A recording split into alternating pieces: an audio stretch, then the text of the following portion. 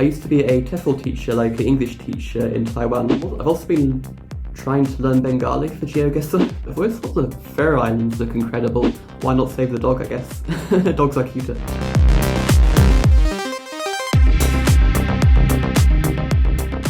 Good evening, WolfTrekker. How are you doing? Good evening. Yeah, I'm doing great. How are you?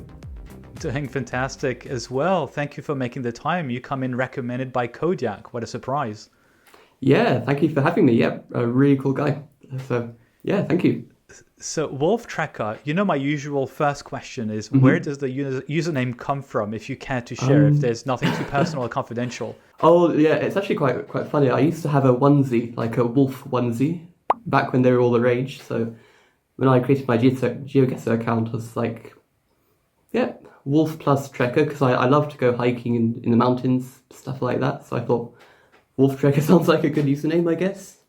Didn't really know that I was going to be playing GeoGuessr like all this much when I created it. So yeah, that's how it came about. It kind of sounded good. So do you remember this video from, what was it, 10 years ago? I think it was supposed to be a parody, a bit of a techno music or house music on YouTube, like these Swedish guys using all the usual techno sounds, and I think they were all dressed in onesies. Oh, right. I don't know if I know that. Do you remember this or not? No, I don't think I do. No. What does the fuck say? But it's completely nuts and completely insane. I think it was meant to be parody, but it actually made a complete hit on YouTube. I think it got like 500 million or 1 billion views. Yeah, 1 billion views by now, close to 1 billion views. Yeah, cool. What does the fox say? Maybe I'm confusing fox and wolf. Anyway, sorry, I'm boring you with the animal kingdom here. You are one of the most well-known, among the most well-known pro players, the pro GeoGuessr players. And the reason I say this is because one of the things you do is participate regularly to the Rainbolt tournaments. For those who don't know, Trevor Rainbolt is also one of the key figures in the community. Do you want to talk a bit more about this and what makes you a pro player? Because you've extensively played GeoGuessr. So I've been playing for about, kind of within the community, I've been playing for about 5 years. And yeah, like, I don't know, I just love playing GeoGuessr. I started on my YouTube channel back, like, was it 2 or 3 years ago? Back we did like a battle royale collab with GeoWizard, and that's when my YouTube channel really took off. And yeah, I just got really into the grinding and learning metas and stuff. We're going to talk more about GeoGuessr and your YouTube channel in just a moment. Before we do that, can you tell us a bit more about you? It sounds, and I mean, it's easy for me because you told me that you were in the UK time zone, but you do have a very, very recognizable British accent. Do you want to share a bit more about your profile, about who you are, your personal background, like maybe your age, what you're doing at the moment when you're not playing GeoGuessr? Sure. Maybe where you're roughly located. Be careful. As always, my joke is the same, right? People can pinpoint you within 5 seconds if you give too many details. Yeah, so I'm 29 years old. I live in the south of the UK, in the Swindon area. And wait, I already have a GeoGuessr player who knows where you are, which street you are on. Okay, I'm hearing it through my headphones. I'm joking. Go ahead. Swindon area. Yeah, so I'm 29. I live in the Swindon area. I actually used to live in Taiwan for about 3 years. Interesting. And I've travelled quite extensively around Asia and Europe in most of my 20s. And I came back to the UK last year. I used to be a TEFL teacher, like an English teacher in Taiwan, teaching kids of all different ages. But now I'm kind of trying to steer away from teaching, and instead I'm looking into some kind of more technical job. So I've been learning data analysis and also web design, web development. So yeah, kind of in the situation in my life where I'm figuring out what to do next, I guess. So mostly learning web development at the moment. Yeah. Are you doing this on a personal basis? You're training yourself, or are you going through a specific course? Just like an online course, like a free code camp course at the moment, and just various other resources and videos alongside that to help learning and building up projects and stuff. So, what makes you want to move away from teaching? You didn't enjoy it as much as you thought you would? It's kind of, I'm kind of like you. I'm also quite an introvert, so it's just a bit too full on with like kids are really fun to teach, but it's just like too much for me, I guess, to do long term. So yeah, I want to do something a bit more quiet.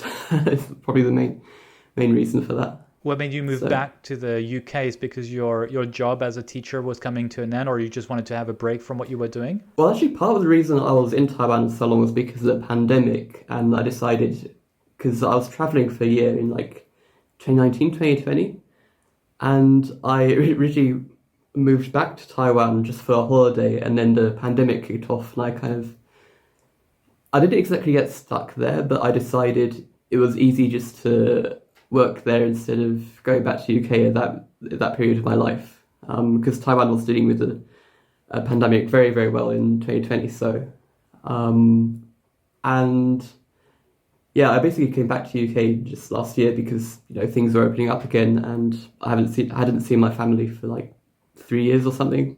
Yeah, I remember indeed that Taiwan was particularly praised during the pandemic and the way they handled the crisis, especially at the beginning.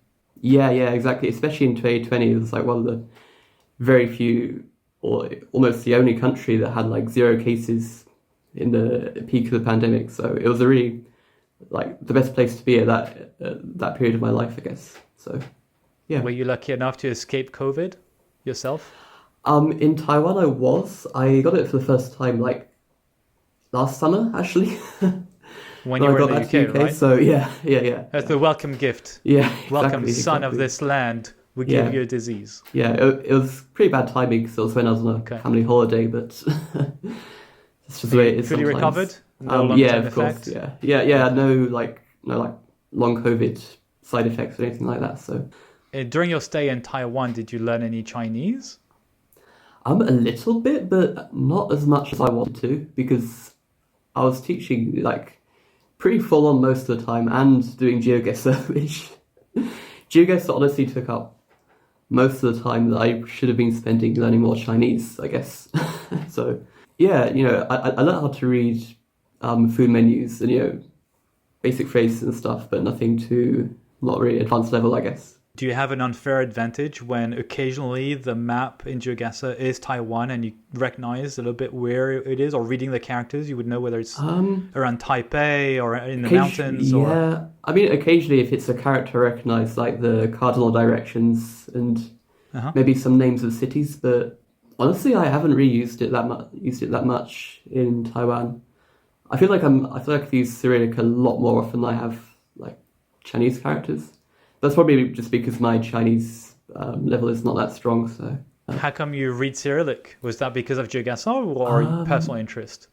Actually, I had a Russian friend back at school who taught me. I love languages and alphabets and stuff, so that's how I learned it for the first time. And then also traveling around like Eastern Europe, I picked it up a bit more. So which languages do you speak, or which ones do you read, even if you don't understand them?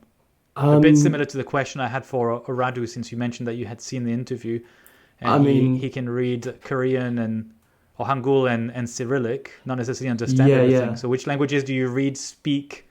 I can only read Cyrillic. I don't speak any Cyrillic-based languages. My best language outside English is German, probably intermediate level of German, because I did that at school, and then I went on a student exchange to Germany. So I've also been trying to learn Bengali for GeoGuessr, but still pretty much at the beginning stages of doing that. So I do want to learn more of that. Are you trying to learn Bengali? Is that a revenge because of what happened at the World Cup in Paris? If I'm not mistaken, you participated, right? You were one of the teams. I did. Yeah, for sure. Yeah. And if I'm not mistaken, was it Blinky or someone else who actually also learned how to read Bengali, and they were specifically in preparation for the World Cup? Yeah. That's what I'm asking you. Is this as a revenge or preparation for the next World Cup? I guess not as a revenge, but maybe it just inspired me, I guess. If other people can do it, then maybe I should do it as well, And I find it just really fun to learn scripts, so yeah. Any other language? Any other languages I want to learn? You've been interested in decoding or learning. I feel like if I master Bengali, maybe Korean, like Hangul or something, could be cool. Because I think that's the next most useful script to learn after Bengali and GeoGuessr. That would probably be the next one. Maybe Thai, I don't know, but I think Thai is pretty complicated. So, what prompted your initial interest in geography and languages? I've just always been interested in geography and maps since I was like 4 or 5. Like I was always like the map nerd who just loved looking at globes and road atlases. I remember once, like in primary school, they did like a test where they're testing how many European capitals like everyone in the class knew, and I was like the one person who knew all the capitals. It was like everyone was like, "Wow, how does he know all the capitals?" Because I stare at maps so much. I've just always loved that kind of stuff. I don't know, and GeoGuessr naturally became like the perfect game for me, I guess. You've done a collab with GeoWizard, aka Tom Davis. Have you met in person? Since he's also from the UK. No, I've never met him. No. Okay. Fortunately, I would love to meet him, of course, but yeah, I haven't met him in person. Well, in case he watches this, he knows there's a fan here. Or maybe you'll bump into him into one of his straight line missions, like one crossing Wales in one straight line, and multiple missions like that. Yeah.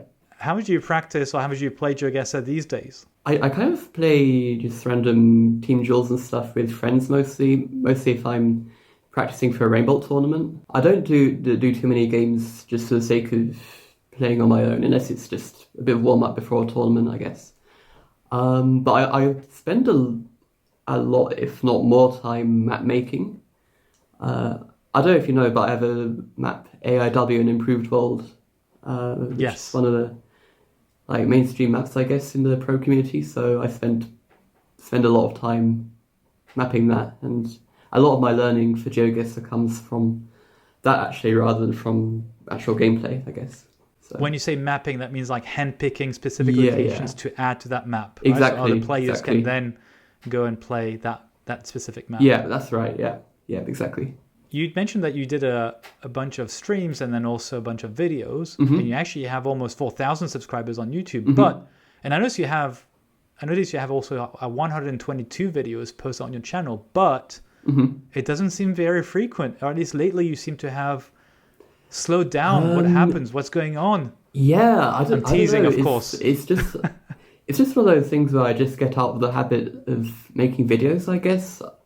I've never been that serious about my YouTube channel. Like, I don't aspire to be like a huge content creator, and it's just probably not my kind of thing in the long term to do. So I just do it when I feel like it, I guess. But I've got some videos ready to push out that I've been making recently, so hoping to get a bit more consistent with it in the next few weeks. But yeah, sometimes I just get out of the habit and don't feel like making videos. So yeah, I only want to make videos when I feel like it. I've also noticed, I think you specialize in particular in no moving play along videos, right? I think you had something like 70 or so videos. Yeah. For anyone who wants to play along. So that's pretty fun. I love the play along videos. Yeah. I love making them. So yeah, they're a lot of fun. And one thing I also do a lot, which I don't see many other content creators do, is use the no-cast script in my play-alongs. I remember reading this in your about. I think your about section in YouTube, right, on your YouTube profile. Explain this a little bit, right? The no car, no compass script. Explain this a little bit. It's a script that you can install, and it's via TamperMonkey, I think, and it basically blurs the bottom of the stream. It blurs the meta on the bottom of the image, so that instead of relying on the car meta, you're relying on other clues instead. So I just like to do it because it's more challenging, and I prefer personally to rely on different things like landscape and architecture. I just find that a more fun way to play. So yeah, that's why it's more true to the real life outside, right? The real world outside. Exactly. You're not going to have a blurred street view car when you walk around in Thailand, right? So you better recognize the vegetation. Yeah, exactly. I know some of the pro players, certainly Trevor was mentioning to me a couple of days ago, that he also doesn't like reading, right? Like not using the script that you can find on buildings or whatever, but really using architecture or vegetation to your point, right? And the road surface, the soil color, the vegetation type, rather than reading and searching for something to read, which I confess is something I tend to do very naturally because I think I recognize languages very quickly. And I rely on this maybe too much. I would say I use it pretty often as well. Like the first thing I do, even if I'm in a kind of semi-urban realm, the first thing I do is look for look for text, look for language to see if I recognise a place name and stuff. Because I have quite a big interest in linguistics and stuff, so that stuff also comes naturally to me. So yeah, really get you for that one. On that one. It's, When you think about the community around GeoGuessr, is there anything you'd like to see different or better, or anything you have in mind regarding the way or the direction that it could take? Especially as I suspect the community has already evolved quite a bit over the past few years with new versions of the game, with some pro players becoming more visible, being under the spotlight more than others, with some YouTubers like Zigzag and Chicago Geographer and Joe Peter also streaming quite regularly. Any thoughts around what you'd like to see more of, or maybe the community evolve in a different way, if you have any thoughts? I'd like to see it just grow as much as it can, really. More events, more tourneys, like even just more casual short tourneys that anyone can join. I'd like to see more, I guess, real person LAN events would be really cool. In person, right? Yeah, in person, like Paris. a bit like the World Cup in Paris, like the World Cup right? in Paris. Back in October. Yeah, that'd be really cool. Even if there's more localized ones in different countries, if there's a strong So like maybe a UK UK-based community or German community, then they have their own local like LAN events. That'd be really cool to see in the future if GeoGuessr grows big enough to be able to hold those. Yeah. Do you know GC? Yeah, of course. Rory. Yeah, he's a legend. Okay. Yeah. Are you stronger or weaker than him? Who's going to be the UK champion? Because you're clearly stronger than GeoWizard. That's a no-brainer. I would say we're pretty much on par with him. I'd say he's a lot better than me at like moving and pinpointing kind of games. I probably have the edge on like more no move and MPZ style games, but yeah, he's a really good pinpointer mover. So I think it just really depends on the skill set. But overall, I'd say we're pretty much the same level, I guess. I like the nuance that you're giving here. You're not saying that he's stronger or weaker. You show the nuance. I love that. No, and genuinely, you're trying to be very specific as to what skills you have and what skills GC has. That's very nice. Yeah. All right, so let's see when we have hopefully GeoGuessr maybe organizing themselves, right? Like nation-based or country-wide championships, and maybe like a continent-wide championship and maybe a World Cup or some kind. I don't know. That could be fun. Do you think there are enough players though? Yeah, enough pro players. I don't know. I think there are in certain countries like the US, France, UK, maybe Germany. So yeah, for Europe and America, I guess there are. I'd say, but yeah, it's still obviously be better if it grows even more for more people to join. You mentioned, I'm coming back to an earlier point that you made, that you've traveled quite a bit in your 20s, which are not over yet. What prompted you to visit all these locations? Where did you go? What do you remember? What do you take away from your travels? Obviously, because I've always been interested in geography, I just want to go and explore just out of curiosity to see as many places as I can. So pretty much just hopped on a plane and went out exploring, and just a typical backpacking kind of thing, going to hostels and. Do you like landscapes? Do you like temples and religious structures, or architecture? A bit of everything. I like a bit of everything. I like, if you're talking about like mountains versus like beaches and like coastal areas, I'm definitely more a mountain person. But I like cities as well, cities and culture. Like I like a bit of mountains and a bit of exploring cities as well, I guess. What's the prettiest or the most interesting mountainous landscape that you've been to? That you recommend to others, or is that a hidden secret that you don't want anyone to know? I would say the Pamir Mountains, Tajikistan, were amazing. That was just incredible. Kyrgyzstan as well, like Central Asian landscapes, probably my favorite. What about the city you like the most, and why? City I like the most? Oh, good question. Istanbul was pretty cool. I'd say it's really hard to pick a favorite. Like. Indian city, like Delhi, probably Mumbai is really cool. Just because there's so much going on, very colourful, noisy, and just amazing food. Just always something to see and do there. Just very exciting place. So. What's the worst city? What's the city you disliked the most, or that you were surprised in a negative way? You went there and you thought, what was the fuss about it? I wasn't that bothered by Brussels. I just found it a little bit boring, I guess. And there's some neighbourhoods that felt a bit seedy. So maybe somewhere like Brussels, but not that I hated it, but I don't think I've ever been like anywhere that I hate. But probably my least favourite, I guess. As part of playing GeoGuessr, are there any new locations that you'd love to visit that you've never been to because of discoveries that you've made while either mapping or playing? Good question. I've always thought the Faroe Islands look incredible just from looking at GeoGuessr. Just the mountains there just look like a kind of fairy tale landscape. I don't know. I'd love to go there just from looking on the Street View. I'd love to go to Latin America because I haven't been there anywhere there yet. Peru looks really cool from Street View. Like Mexico looks so colourful. I don't know. Yeah, so I would love to go to those two countries. I'd love to go back to the Balkans. So the Balkans is wide. What Balkan state did you visit already and that you particularly enjoyed? Because the Balkans, if I'm not mistaken, is all the way from parts of Slovenia all the way to the southern tip of Romania. True. And all the countries in between, right? It's quite diverse. Yeah, I really like Albania, actually. Albania is cool. It's very, very unique. Does it have a rift in real life? Is there a rift in the sky? No, actually, when I was there before I played GeoGuessr, so didn't think so to you check. created the rift, right? Like, this country I like, I'm going to mark it in the sky so I don't forget it.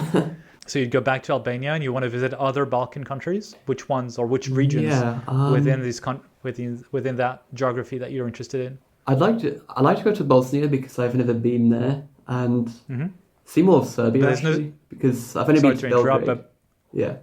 Bosnia, but there's no Street View coverage. What would you do there? There's nothing to learn. I'm joking, of course. I think that's partly why I'm even more curious to go to Bosnia. Countries without Street View coverage, I feel like I'm even more curious to visit, generally, just because they seem more unknown to me.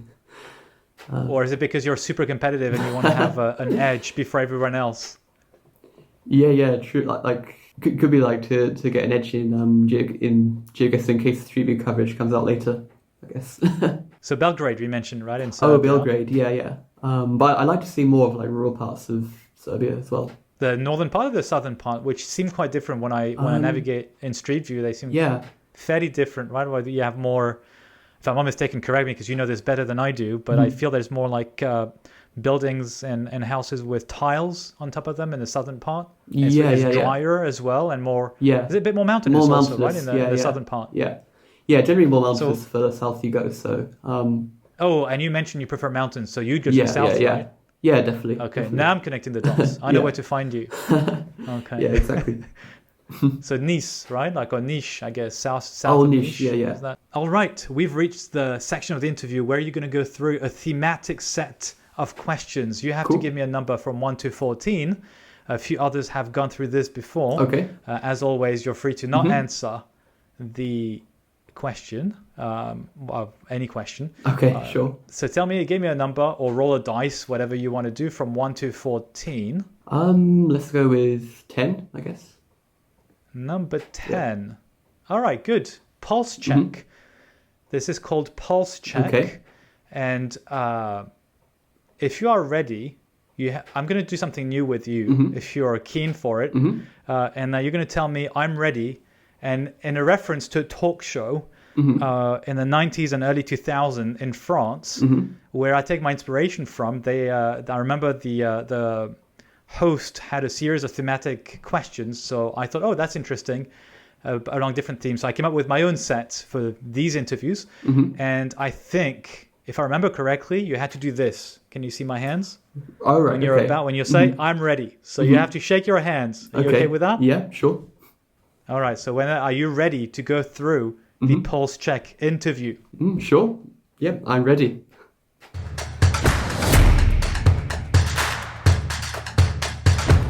Question number 1. The top concern of people in 70 countries is climate change. It's actually not a question. It's really how do you react to that statement, which is a fact, right? I'm not actually inventing numbers. The top concern of people in 70 countries is climate change. What is your opinion on that? So I'm taking your pulse.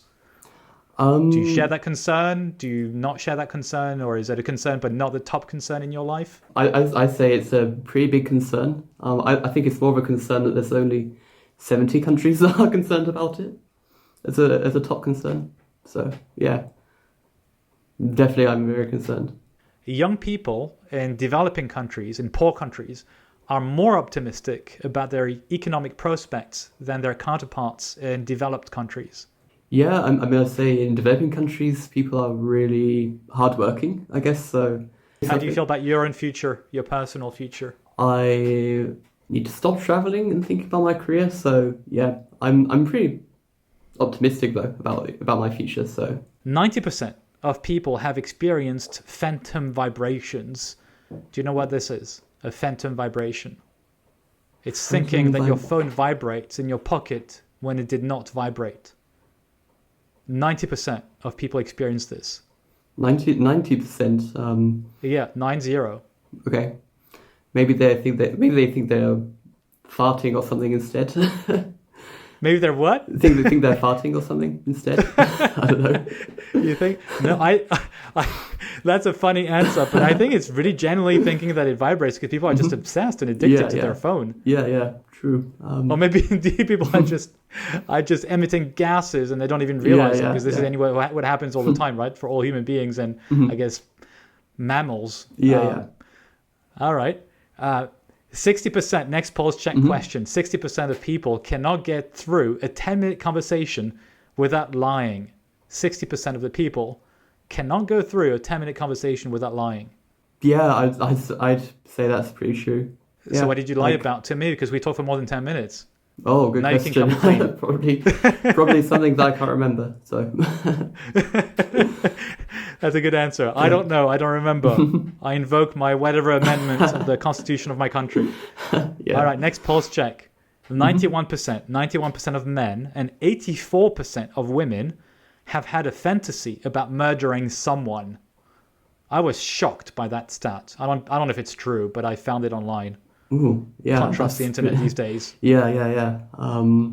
That's pretty concerning, I guess. Sorry, 40% of the people who were asked the question would save their dog over another human being. 40% of people would save their dog over another human being. Yeah, I mean, dogs are cute, so why not save the dog? I guess dogs are cuter.